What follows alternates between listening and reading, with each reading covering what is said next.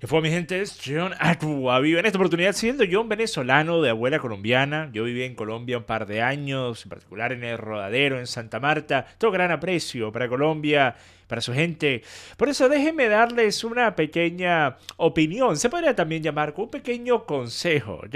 Especialmente con lo que tiene que ver con las constituyentes, en particular con las asambleas constituyentes. Obviamente yo siendo venezolano, se podría decir que los venezolanos tenemos más experiencia que muchos con respecto a estos procesos constituyentes y a lo que figuras como Gustavo Petro pueden hacer teniendo esta herramienta en sus manos. Una herramienta que siempre es vendida como solamente con el propósito de mejorar las cosas. Solo quieren estos gobernantes ayudar a sus ciudadanos. Así que vamos a ver cuál es la propuesta de parte de Petro, pero para empezar, a mostrar algunas imágenes de lo que fueron las marchas gigantescas, enormes, en contra de este proceso constituyente que se llevaron a cabo en Colombia.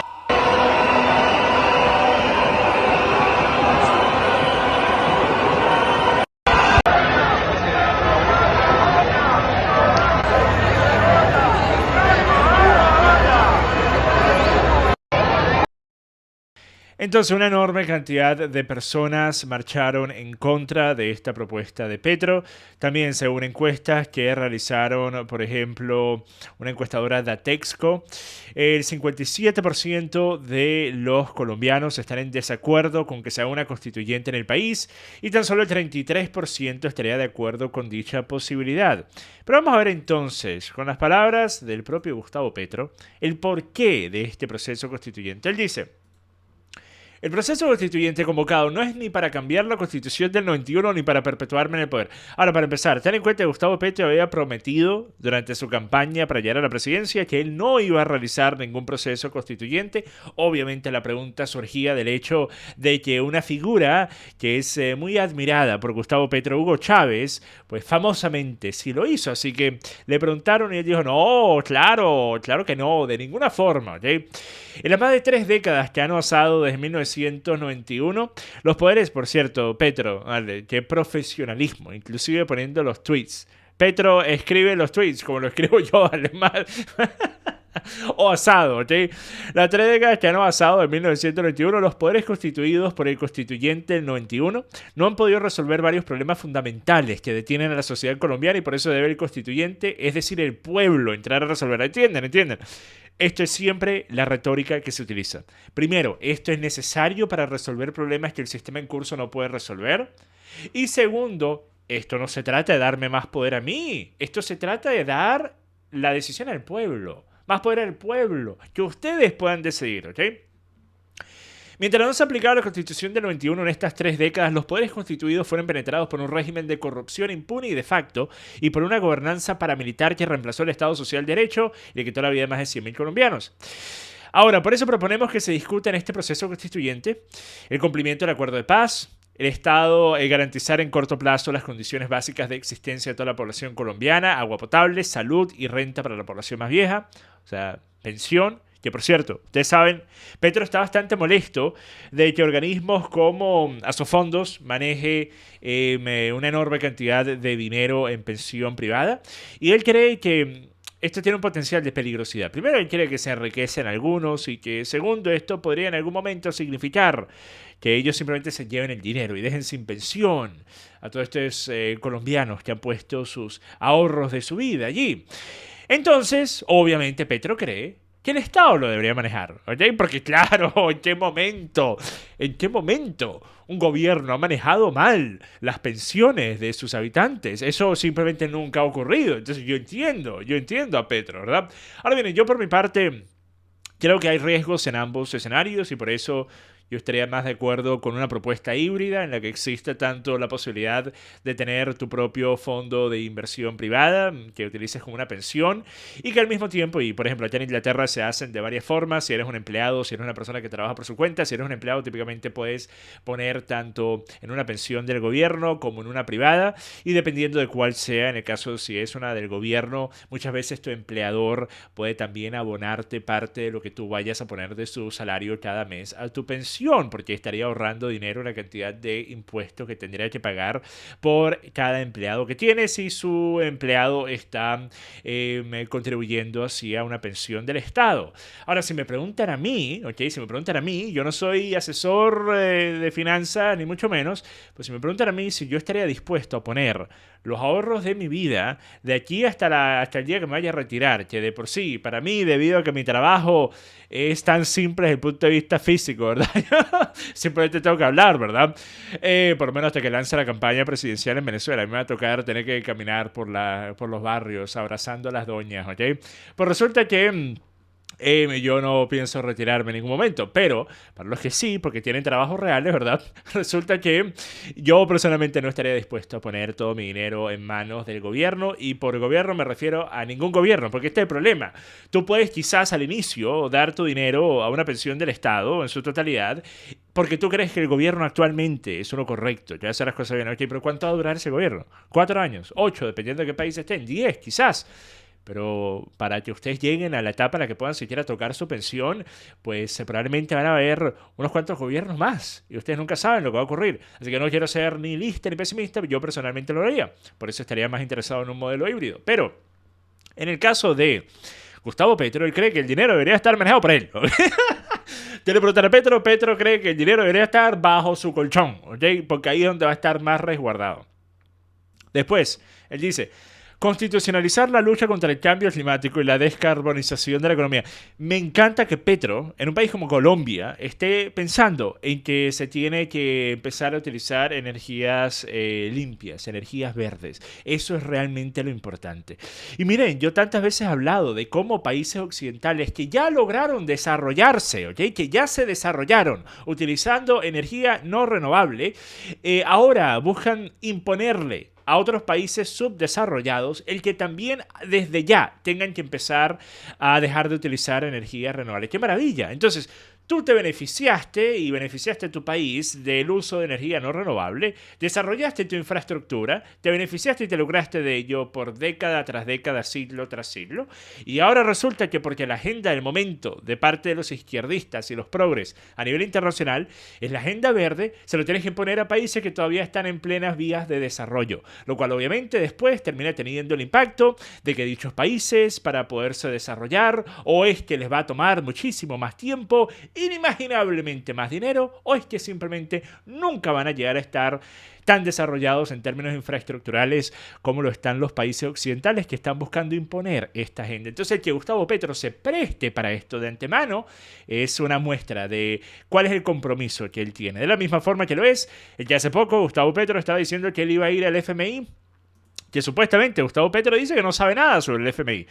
Él dijo en un discurso: yo voy a hablar con la señora Georgieva, la presidenta del FMI. Es que así es que se llama, ¿cierto? Petro, siempre cuando tú vas a ir a negociar con alguien a quien le debes plata, siempre es bueno mostrar de antemano, públicamente, que no sabes quién es, que no te importa, que te vale, porque obviamente eso hace que Petro, según él, quede bien con sus simpatizantes. Eso hace que Petro se vea como una figura fuerte. A él no le importan estos imperialistas, estas personas que están controlando los asuntos financieros. Pero al mismo tiempo, ¿cómo ustedes creen que llega Petro y sus representantes a buscar que el FMI le prolongue la deuda y que se lo ponga a largo plazo en lugar de tener que pagarlo al plazo que se había acordado previamente? Que si bien no lo acordó... lo acordaron bajo condiciones diferentes, obviamente, pero al mismo tiempo extender una deuda termina significando a pagar más dinero en interés. Obviamente el problema con Petro es que él actualmente tiene un problema de liquidez bastante severo. Uno que ha significado que él ha tenido que recortar gasto de infraestructura que había sido crítico y que había sido grandes promesas de campaña para Petro, debido a que simplemente no tiene de dónde obtener el dinero. Una vez más, qué extraño, un gobierno izquierdista, socialista, adorador de regímenes como el chavista y el castrista, teniendo problemas de manejo económico en su país. Eso, una vez más, tampoco se había visto antes. Estas son cosas sin precedentes.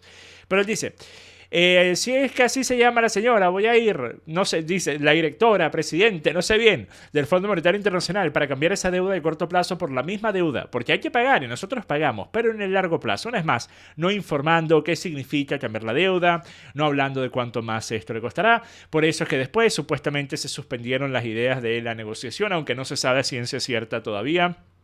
Porque según una publicación en Semana, el Ministerio de Hacienda explicó la semana que el funcionario del organismo multilateral del FMI no fue específico sobre si Colombia pidió no renegociar, pues esto puede afectar los mercados. Entonces no se sabe todavía. Pero, vamos entonces a continuar con este tweet. Y la razón para que les muestro el tweet, porque una vez más, estas son las palabras de Petro, ¿ok? Vamos a empezar por allí, partimos de allí, y después vamos a lo que podría ocurrir, ¿ok? A lo que yo creo que va a ocurrir.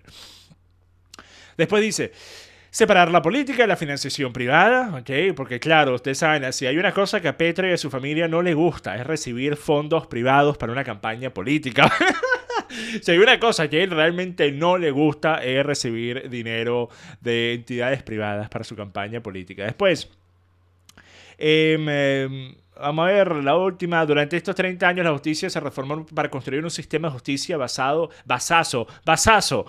en la venganza punitivista y politizada que terminó encubriendo los grandes crímenes y se alejó de la ciudadanía. Proponemos llevar el sistema judicial hacia obtener la verdad, para buscar la reparación de las víctimas y lograr como fin máximo la reconciliación social como punto final de la era de la violencia. La verdad es la antesala de toda reconciliación y perdón.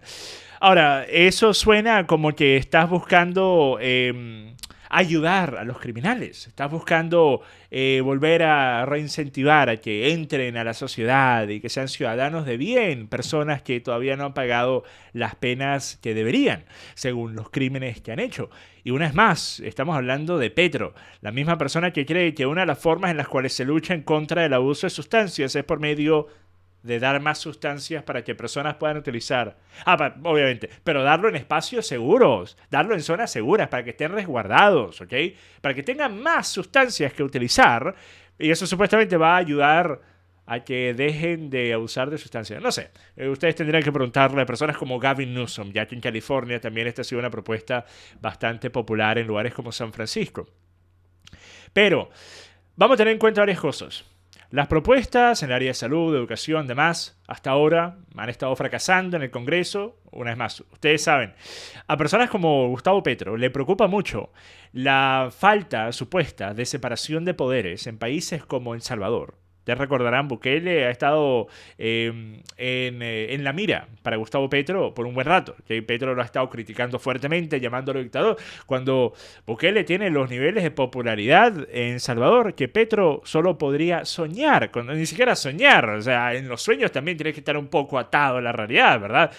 Pero Gustavo Petro solo podría soñar con los niveles de apoyo que tiene actualmente Bukele. Sin embargo, Bukele es un dictador porque él está haciendo cosas, tomando pasos para asegurarse de que su planteamiento y su plan de gobierno se pueda llevar a cabo. Y si eso significa que la separación de poderes ya no va a ser tan evidente, al fin y al cabo, pues si es una persona que tiene el apoyo de casi del 90% de la población, entonces ¿por qué debería existir una posibilidad siquiera de que no se puedan aprobar las medidas que esta persona que tiene tanto apoyo en el país está buscando aprobar?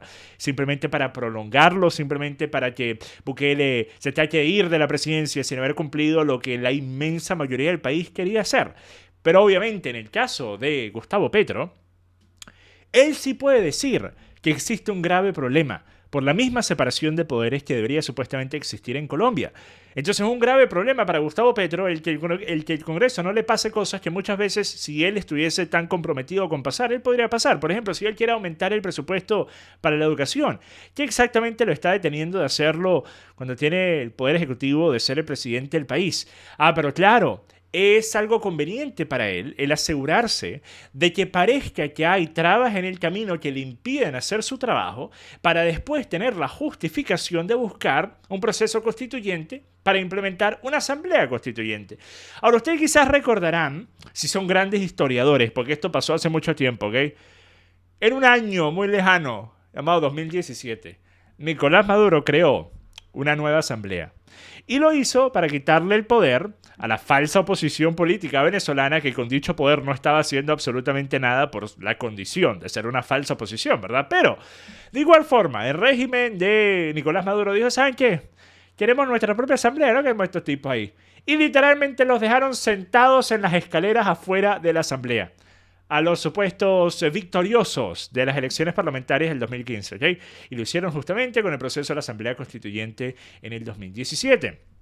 Hay personas que dicen que Gustavo Petro sí o sí va a buscar hacer ese proceso, inclusive buscando utilizar quizás, y esto yo personalmente no sé si iría a ocurrir, pero hay quienes dicen, ¿verdad?, que podría pasar utilizando el decreto de emergencia nacional, que pudiera instaurar una asamblea constituyente. Eso sí, honestamente no opino al respecto. Pero definitivamente, ustedes me preguntan a mí, ¿qué está buscando hacer Petro con esto? No tiene nada que ver con lo que ha mencionado en el tweet. ¿Y saben por qué lo digo? No solo por mis propias experiencias y por las cosas que he visto, no solo en Venezuela, sino en otros países. Se trató de hacer algo parecido en Chile, obviamente. Pero también está por el hecho de que Gustavo Petro, al mismo tiempo que estaba publicando el tweet que les acabo de leer, estaba también haciendo una entrevista para El Tiempo. Al mismo tiempo estaba haciendo una entrevista para El Tiempo, ¿ok? Pero al mismo tiempo le estaba dando una entrevista en la que él estaba hablando sobre las razones reales de su intención de hacer la constituyente. Y él dijo que ninguna de estas razones tenían que ver con que él quería llevar a cabo cambios de proyectos que hubiesen sido fracasados en el Congreso. Estoy buscando ahora el artículo que lo tenía abierto. Le tengo tantas cosas abiertas por aquí que no puedo ahora encontrar cuál era el artículo exacto. Vamos a poner... Dame chance. Ponga musiquita de ascensor. Ok, aquí está. Entonces, en este artículo, que fue una entrevista que él estaba haciendo al mismo tiempo, un día después de estar publicando el tweet que les acabo de leer, él dice: el presidente no decide el futuro de una Asamblea Nacional Constituyente. Ese es el primer error del debate propuesto este fin de semana. La Asamblea Nacional Constituyente es un mecanismo democrático contemplado en la Constitución del 91. El proceso constituyente que ha propuesto no tiene nada que ver con recuperar los proyectos de ley que el Congreso hunda, ¿ok? Entonces, ¿cómo es eso que mencionaste en el tweet? Que uno de los puntos principales tenía que ver justamente con traerle a los colombianos tus propuestas en el área de salud, de pensiones, demás. Y al mismo tiempo dices que el proceso constituyente que he propuesto no tiene que ver con recuperar los proyectos de ley que el Congreso hunda. Primero, por razones de tiempo. Si el Congreso hunde, la reforma a la salud nos lleva a una crisis, y no por decisión del presidente. Es porque esa es la realidad de hoy de nuestro sistema. La estructura interna del sistema ha llevado a que fracasen. Se han quebrado 100 EPS de las 126 y solo quedan 5 que cumplen los requisitos y que han pedido, la mayoría, participar en ser gestoras. Así que el proyecto de ley lo único que trata es de una transición equilibrada y ordenada hacia los objetivos que propuso el gobierno. Entonces, ¿de qué forma se logra eso cuando tú dices que los objetivos son lo que ya se ha enviado al Congreso? Y que si son hundidos en el Congreso, eso va a generar una crisis. Entonces, Gustavo, estás hablando de ambos lados de la boca.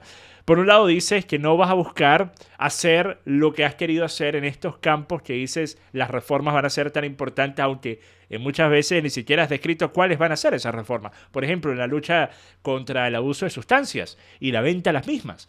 No has explicado exactamente qué es lo que pretendes hacer, cuál es tu propuesta, pero simplemente lo mencionas allí porque es un punto popular y es un punto que tú dices, bueno, yo lo voy a resolver, tan solo necesito que me den esta asamblea constituyente, o este proceso constituyente, ¿verdad? Ten en cuenta una cosa, Francia Márquez, la vicepresidenta, ha dicho que ella está dispuesta a llevar a cabo una asamblea nacional constituyente, ya que es el pueblo que toma la decisión, ¿ok? Una más, palabras de Francia Márquez, que se bajó de su helicóptero para darlas. Ahora, continúa y dice, estos temas no tienen que ver con una Asamblea Nacional Constituyente. Si se convocara mañana sería apenas para corregir los errores de los sistemas actuales y contrarrestar las crisis que vengan. Mi propuesta constituyente no es para las reformas actuales. Si tú, una vez más, esto es simplemente cualquiera que esté siquiera tomando en serio por alguna razón a Gustavo Petro, debería poner el tuit que les acabo de mostrar y esta entrevista lado a lado y decir... Petro, ¿cómo estás diciendo que el proceso constituyente tiene que ver con los cambios en el área de salud, de pensiones, de educación y demás. Y al mismo tiempo, cuando esos proyectos que tú has presentado al Congreso y que hasta ahora han estado fallando, supuestamente, según el artículo y la entrevista que hiciste para El Tiempo, no está dentro de lo que es tu propuesta para la constituyente. Yo creo que eso debería ser suficiente para que ninguna persona le vaya a creer, vaya a confiar en él. Y ahora, para así simplemente darles mi opinión, ¿verdad?, con respecto a este tema. Que si hay lugar para un proceso constituyente, sí. Hay constituciones que realmente están viciadas. Hay constituciones que no son las mejores. Al fin y al cabo, cambios constitucionales se hacen a cada rato y procesos constituyentes pueden ser de uso legítimo. El problema está con quién lo hace. Pero está con quien lo hace. Cuando tú tienes una persona que idolatra figuras autoritarias que han hecho uso de este mismo proceso para poder sedimentar y solidificar, masificar su poder, y en el caso de Gustavo Petro potencialmente mantenerse para la reelección, que recuerden ustedes, en el 2005, cuando la Corte Constitucional le dio esa posibilidad a Uribe, desde entonces nunca han dejado de llorar al respecto los simpatizantes de personas como Gustavo Petro. Nunca han dejado de decir que fue ilegal, que fue esto, que fue anticonstitucional. Pero fácilmente podría haber una reforma que permita que Gustavo Petro se mantenga en el poder. Porque al fin y al cabo, si Gustavo Petro es la persona que tiene la llave secreta para resolver las crisis venideras de Colombia, ¿por qué habría Gustavo Petro de dejar a Colombia en manos de los terribles, de las personas que se oponen a su agenda? Y aquí está donde entramos en el escenario de esa oposición. Y aquí es donde, lamentándolo mucho, la misma forma he dicho tantas veces sobre Venezuela, aquí no les puedo decir, hey, miren, ¿saben qué, colombianos? Hay esta persona que es una excelente persona, el mejor para el trabajo. Lamentablemente Colombia tiene, no al mismo grado de... No tan severo el problema como lo tiene Venezuela, pero tiene una escasez de figuras que puedan tomar cargo del país en una futura elección presidencial y ser personas que realmente hagan un buen trabajo. Yo creo, y en estos días hice una crítica a Uribe. Ustedes saben, yo creo que en mi vida el mejor presidente que ha tenido Colombia ha sido Uribe por un tema muy particular, por un campo muy particular. ¿Okay? Yo en muchas cosas estaba en desacuerdo con las medidas que impuso Uribe, pero en el área de seguridad, que fue el factor predominante que hizo que personas como yo respetaran la labor de Uribe como presidente, es indiscutible lo que hizo para Colombia, es indiscutible que de no haberlo hecho, Colombia actualmente tendría unos problemas totalmente distintos a los que tiene.